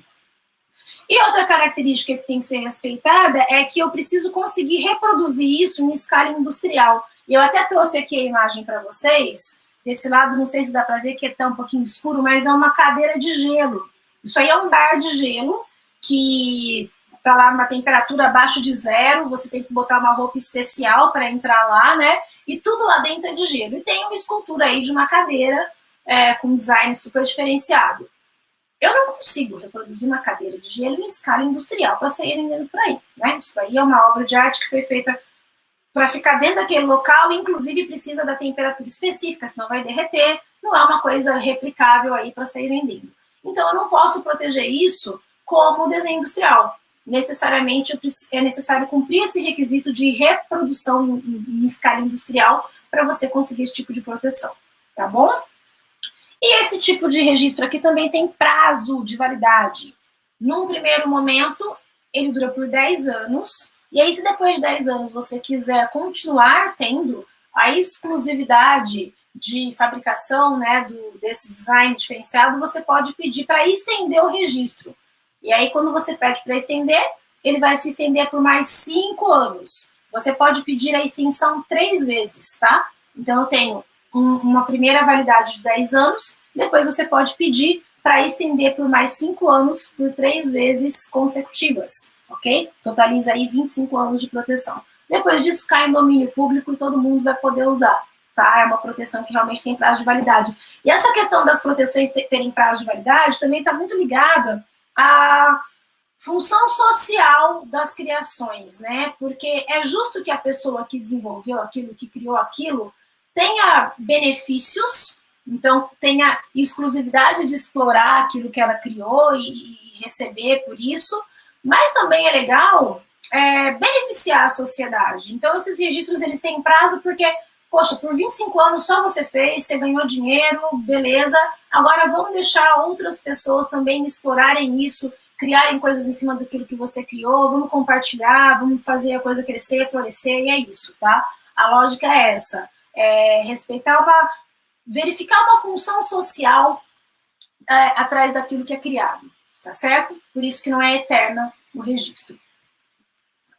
Bom, seguindo aqui, vamos falar agora sobre patente. A galera adora chamar tudo quanto é proteção de patente. A patente daqui, patente de lá, mas não é tudo que chama patente, tá, gente? Como vocês viram aqui, tem um negócio que é direito autoral, tem um negócio que chama desenho industrial, e agora vamos falar sobre patente. Patente é quando eu estou protegendo uma nova tecnologia que foi desenvolvida e eu estou protegendo a funcionalidade. Diferente do desenho industrial, que eu protejo só a forma, só o design, aqui eu tenho também uma proteção da funcionalidade, tá bom?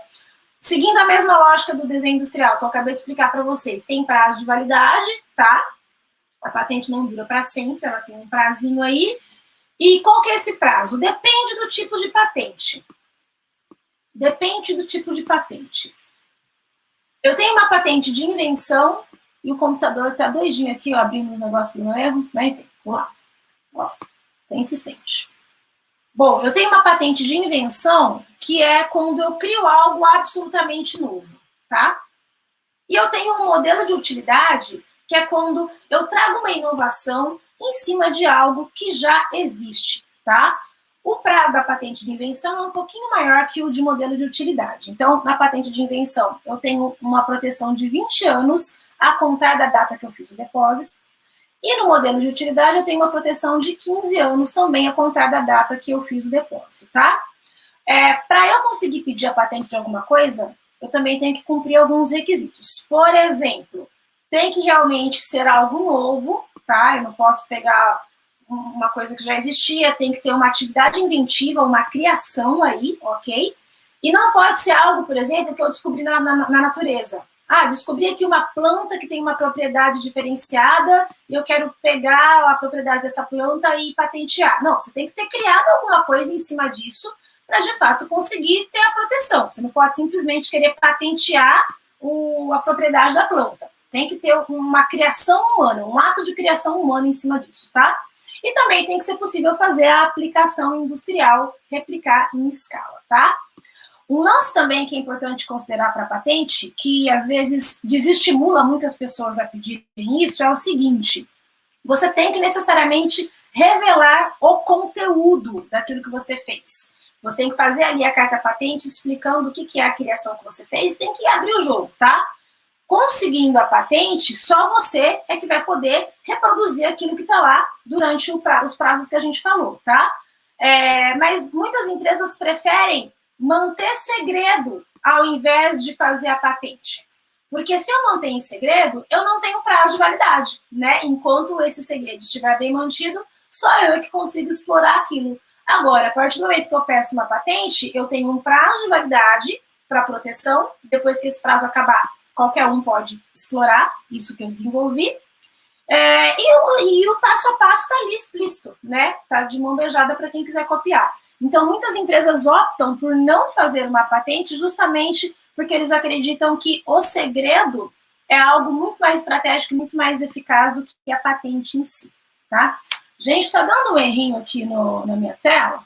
Eu vou parar de compartilhar por um segundo e voltar para ver se melhora, tá? Porque está aparecendo erro toda hora. Vamos ali um segundo. Deixa eu voltar a compartilhar agora. Para ver se agora vai.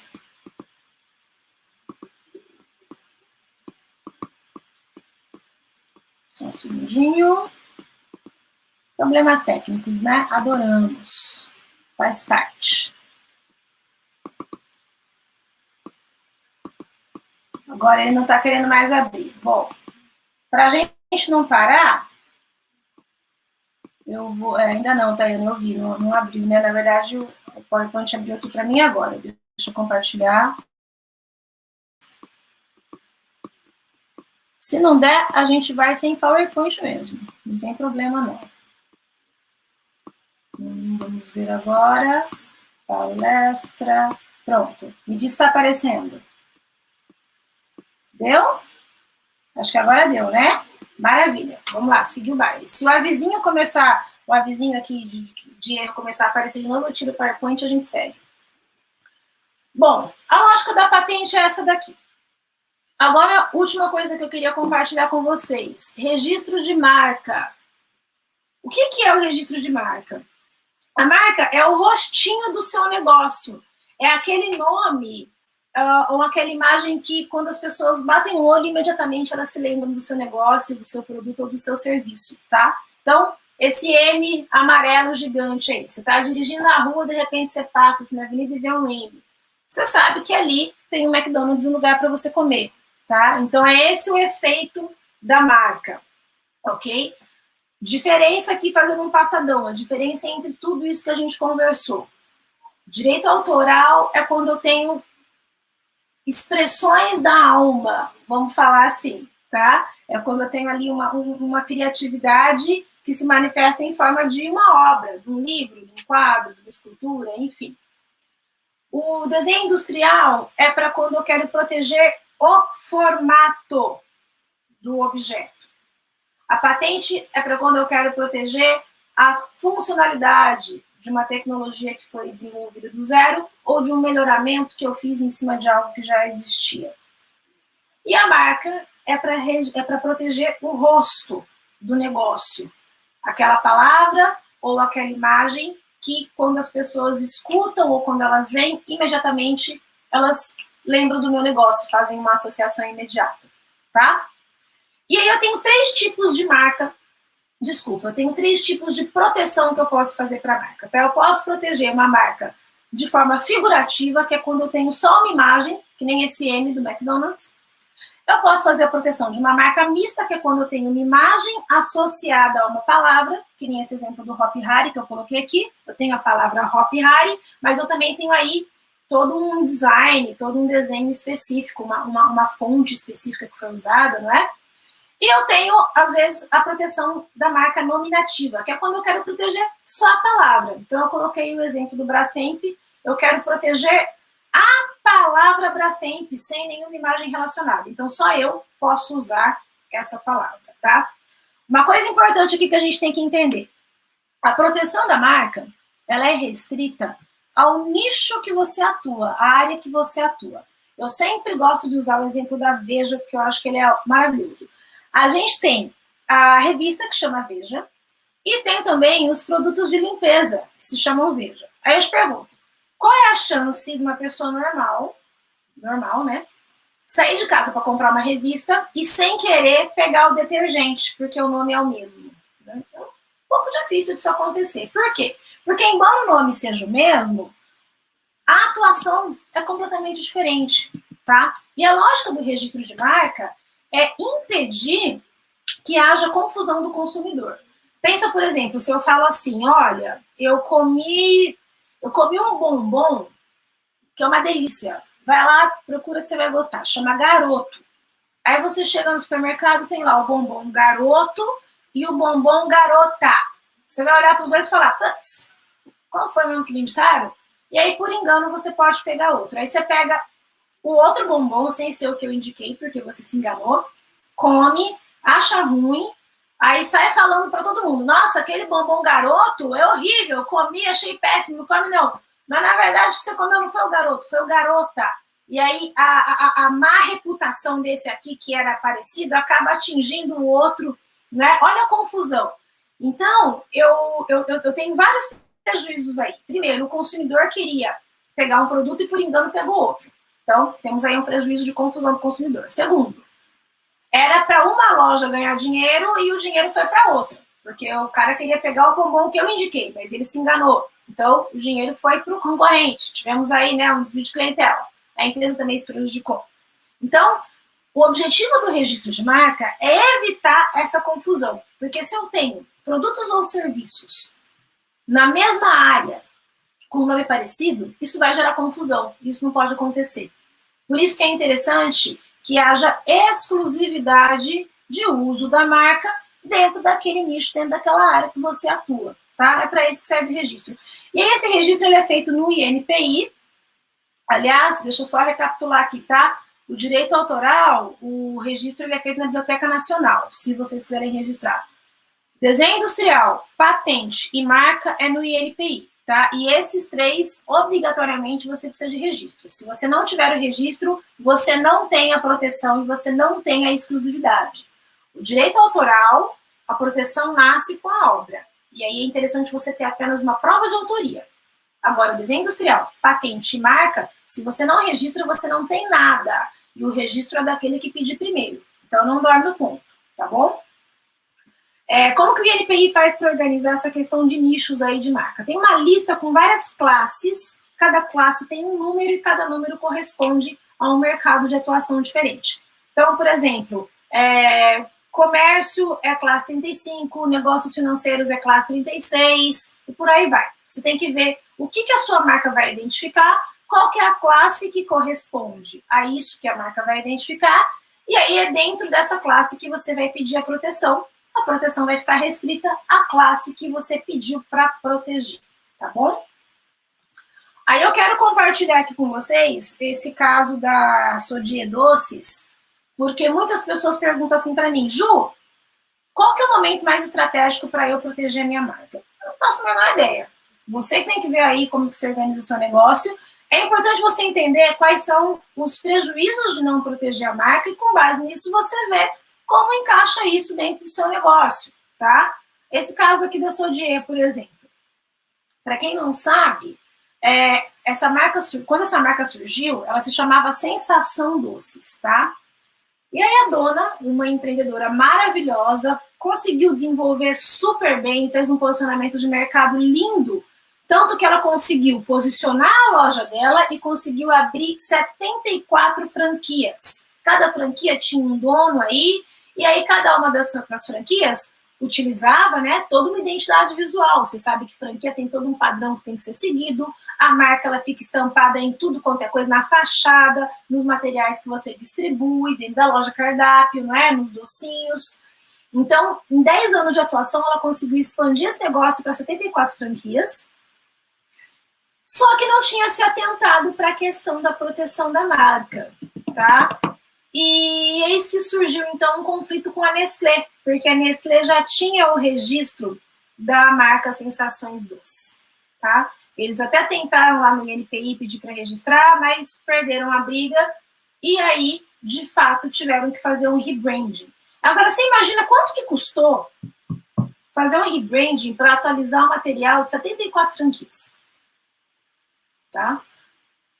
Criou-se, então, o nome Sodier Doces. Hoje em dia eles estão super bem posicionados, tem registros de marca, mas é a questão do timing aqui que eu quero trazer para vocês, tá?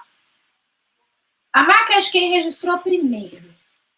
Se eu demorar para registrar minha marca e lá na frente aparecer outra pessoa falando, oi, essa marca é minha, pare de usar. Para mim é de boa mudar essa marca, mudar a identidade do meu negócio, atualizar tudo? Sim ou não? Tá? Eu já ouvi várias pessoas falarem, não tem problema nenhum, se precisar mudar, eu mudo. Eu já ouvi várias pessoas darem chilique enorme falando assim, você tem noção de como é difícil você criar o branding, criar toda uma comunicação, não dá para mudar assim tão fácil? Então é isso que tem que ser considerado, tá? Porque quando você deixa de registrar a marca, existem dois problemas. Primeiro, se essa marca tiver um outro dono, esse dono vai pedir para você parar de usar. E se você não parar de usar, você pode ser processado por uso indevido de marca, tá? E o outro problema é que se você não tem o registro, você não tem exclusividade. Ou seja, aquilo não é seu, qualquer um pode usar. Então, outras pessoas vão usar e você não tem poder para ir lá pedir para que eles parem, para cortar, tá? Por isso que o registro é super estratégico aí no negócio. Veja em que momento que é mais interessante para você tomar esse cuidado, tá bom? Bom, pessoal, é isso. Vou deixar agora um tempinho se alguém quiser mandar alguma pergunta, se quiser falar alguma coisa. Para a gente encerrar o nosso bate-papo, eu quero compartilhar com vocês um pouquinho mais de informação. Quem tiver interesse, a gente tem aqui no escritório um e-book que se chama As 6 Maiores Dúvidas sobre Registro de Marca. Eu tenho alguns materiais que eu distribuo gratuitamente, justamente com esse objetivo de ajudar empreendedores, incentivar empreendedorismo. Então, quem tiver interesse em receber esse e-book, pode entrar em contato comigo, tá? Vocês podem ou escanear esse QR Code. Algumas pessoas provavelmente já estão vendo a palestra do telefone, né? Por causa da tecnologia ali que o Richard mostrou. Então, quem não conseguir escanear, pode digitar também, tá? O link é abre.ai/palestra CONAHAC 2021. Então, se você digitar isso, você também cai no formuláriozinho, manda seu e-mail que eu encaminho o e-book. Ou então pode entrar em contato pelas redes sociais, pelo e-mail, falar, eu quero aquele livro que você comentou na palestra, eu mando o e-book para vocês, que está aprofundando um pouquinho mais essa questão sobre estratégias de registro de marca, tá certo? É isso, galera.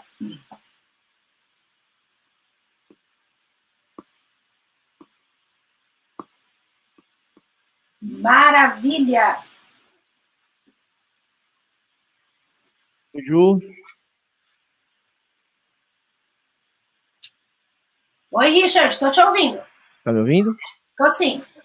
Muito bom, bacana. Lembrando aí, só para dizer para a galera que a Hackathon Brasil tá registrada e quem fez foi a Ju, né? Então a gente tem que se proteger e, como ela falou, né? Tem que precaver para depois ter problema de dor de cabeça, não? Bem bacana. Não sei se vocês estão me ouvindo, tá travado aqui. Voltou, deu uma travadinha, mas voltou. Tá. Legal. Ju, muito obrigado mais uma vez por sua contribuição aqui no nosso segundo CONAHAC. No primeiro você esteve com a gente e agora muito bacana. E vai ter outros ainda, né? Outros encontros que a gente vai trazer. Sempre essa parte de proteção aí. Então, Ju, passa seu LinkedIn, seu contato aí, né? Para o pessoal que vai assistir esse vídeo, quiser aí saber um pouco mais, uma consultoria contigo. Lógico, lógico. Eu não sei se vocês estão vendo minha tela ainda. Aqui no finalzinho estão os dados. Pode seguir o escritório no Instagram, é FN Advogados, tá? Ou então no Facebook também, Ferraz Nascimento Advogados. LinkedIn, FN-Advogados, ok? E se alguém, como eu disse, se alguém não conseguir escanear aqui, quiser pedir o link para mim depois, pode me mandar um e-mail, é jfn@ferraznascimento.com.br, tá? Espero aí que essas dicas tenham ajudado em algumas questões estratégicas aí para o negócio de vocês. Muito obrigado, Ju. Muito boa noite e até a próxima. Maravilha. Beijão, até mais. Tchau, tchau. E você, já deixou o like nessa live? Já está curtindo o nosso canal? Só assim você vai poder ser avisado quando a gente tiver outros eventos como esse, palestras que a gente sempre está trazendo para a nossa comunidade. A partir do momento que você interage com a gente de alguma forma, assistindo uma palestra, entrando no grupo do WhatsApp, seguindo a gente nas redes sociais, você já faz parte da comunidade Hackathon Brasil.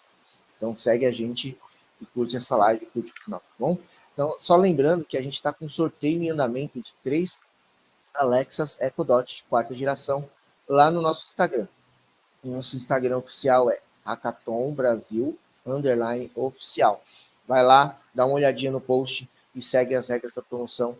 O sorteio vai ser no dia 9 agora de outubro, no sábado, quando a gente vai fazer o encerramento dessa parte do congresso e os primeiros desafios de Hackathon que a gente teve, que foram da Lelo Lab e SpaceX da NASA, tá bom?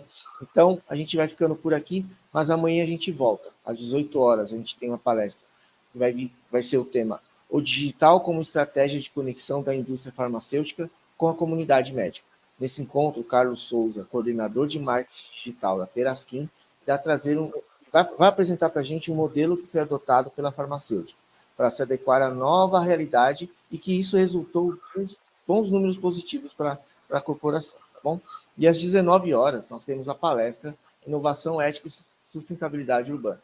O palestrante Lucas Girardi vai abordar a relação entre a ética e a inovação, limites ambientais da expansão tecnológica e a necessidade de envolvimento do cidadão na validação dos processos de transição energética de grandes metrópoles, tá bom? Então, até amanhã, a gente fica por aqui. Não esquece, coloca na sua agenda às 18 horas, a gente volta. Um abração e até mais.